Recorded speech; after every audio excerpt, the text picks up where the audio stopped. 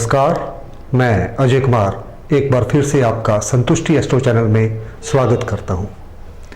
आज हम बात करेंगे डिप्रेशन के ऊपर। डिप्रेशन होता क्या है और हमारी कुंडली में किन ग्रहों से और किन भावों से हम डिप्रेशन को देखेंगे। डिप्रेशन एक डिजीज़ नहीं है, ये एक मेंटल डिसऑर्डर है और जीवन में कभी ना कभी हर व्यक्ति को इससे गुजरना पड़ता है, चाहे उसके सिम्टम्स माइल्ड हों या ज़्यादा हों।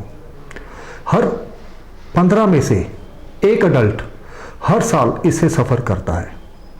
इसमें होता क्या है, सबसे पहले हम ये जानते हैं।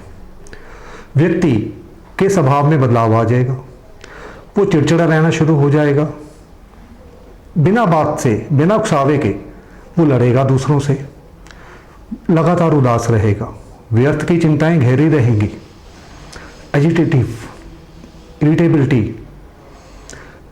एंड ग्लूटोनी, या तो भूख का बहुत ज़्यादा लगना या भूख का बिल्कुल भी ना लगना, वेट लॉस होगा या वेट गेन होगा।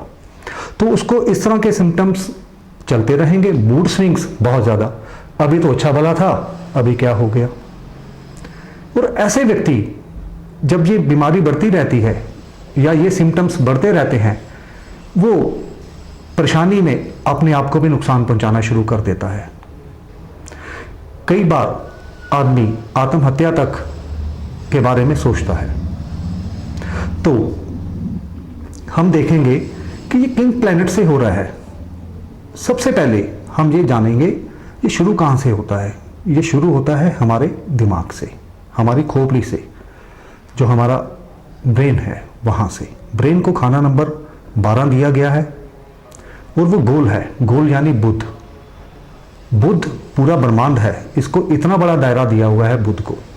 जितना दिमागी ढांचा है वह बुध है। और जो विचार हैं वो राहु है। अब जैसे एक मान लीजिए कंप्यूटर है, जो हार्डवेयर है उसमें वो बुध है और जो सॉफ्टवेयर है वो राहु है। कहते हैं बुध अच्छा, राहु अच्छा तो बुध जैसा। अब अगर हमारे विचार अच्छे हैं तो हमारी बुद्धि ठीक चल रही है, हमें ये परेशानियां नहीं आएंगी। और हम मन का कारक लेते हैं चंद्रमा को। जब मन में और दिमाग में कोऑर्डिनेशन ना हो, ये आपस में एक बैलेंस बनाकर ना चले, तो समझिए कि ये प्रॉब्लम व्यक्ति में स्टार्ट होगी। यानी जब कुंडली में चंद्रमा, बुध और राहु ये ठीक ना पड़े हों, बुरे भावों में पड़े हैं, तो व्यक्ति ऐसी बीमारियों से ग्रस्त हो जाता है। इसकी पहचान हमें अपने घरों में क्या मिलेगी? जैसे सीढ़ी के नीचे मोटर लगाई हुई है या सीढ़ी के नीचे पानी का प्रबंध किया हुआ है, ऐसी चीज़ें हमें अक्सर देखने को मिलती हैं। इसका मतलब ये नहीं कि उनकी वजह से ये हो रहा है, यानी वो एक पहचान है। अब हम एस्ट्रोलॉजिकली हमने देख तो लिया कि डिप्रेशन से व्यक्ति ग्रस्त है और इसका क्या इलाज कर सकते हैं। इलाज होगा उसका कुछ उपायों से। सबसे पहला उपाय है मेडिकल असिस्टेंस। दूसरा जो हम आमतौर पर इस्तेमाल कर सकते हैं वो है मेडिटेशन।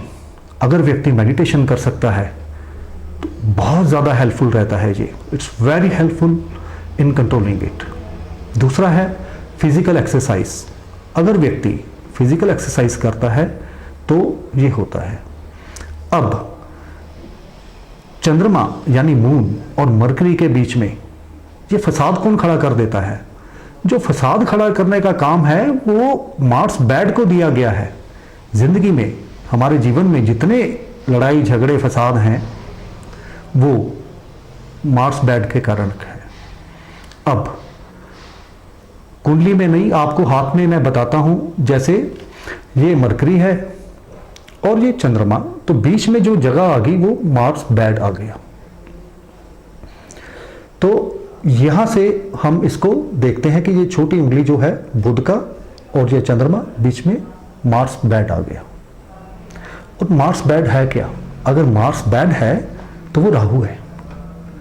अब कुंडली में मार्स बैड का भी इलाज कर दिया जाता है। छोटी छोटी चीजें हैं, हम ये कर सकते हैं।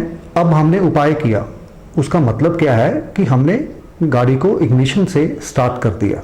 अब गाड़ी को ड्राइव तो आप लोगों ने करना है, यानी अपने जीवन को आपने चलाना है। इसके मैं कुछ छोटे छोटे उपाय आपको बता देता हूं जो काफी हेल्पफुल रहते हैं। पूरी तौर पर कुंडली को देखकर ही, विश्लेषण करके ही उपाय बताए जाते हैं। जैसे फिटकरी से दांत साफ करना, इसका एक बहुत अच्छा उपाय है। दूसरा, फिटकरी बुध की चीज है। दूसरा, मंगलवार रात को आप मूंग साबुत के छोटे छोटे जो तांबे के कटोरा वगैरह रहता है, आप उसमें भिगोकर रख दीजिए और बुधवार सुबह पक्षियों को डाल दीजिए। ये आपके बुध को ठीक करेगा। जो भी व्यक्ति इस परेशानी से गुजर रहे हैं उनके लिए ये काफ़ी हेल्पफुल रहेगा। उसके बाद चंद्रमा को कंट्रोल करना है तो शिवलिंग पर जल चढ़ाएं, गायत्री मंत्र का पाठ करें, उससे भी इसमें बहुत लाभ मिलता है। अगर व्यक्ति काफ़ी डिप्रेसिव स्टेट में है, ही इज इन हॉस्पिटल, तो उस समय उसके वेट के 10th पार्ट के, अगर मान लीजिए 70 किलो वेट है तो 7 किलो चावल लेकर उनको हल्दी से पीला करके जल प्रवाह किया जाए तो ये उसको हॉस्पिटलाइजेशन से तुरंत निजात दिला देगा। He will be out of the hospital. तो इस तरह से ये हम छोटे छोटे उपाय कर सकते हैं और अपना जो हमारे जीवन में ये कमियां रहती हैं मेंटल डिसऑर्डर को लेकर, उससे दूरी पा सकते हैं। ज़्यादातर हमने देखा है कि कुंडली के बुरे भावों में जब भी ये आएंगे तो व्यक्ति इस दौर से गुजरता है। ये वो उपाय हैं जो आमतौर पर व्यक्ति कर सकता है। पूरा एनालिसिस करके ही हम किसी नतीजे पर पहुंचते हैं कि किस प्रकार का इसको मेंटल डिसऑर्डर है। तब तक कोई भी व्यक्ति इस दौर से गुजर रहा है तो वो उन उपायों से लाभ उठा सकता है। तो इसी के साथ मैं आज आपसे इजाज़त लूँगा। नमस्कार।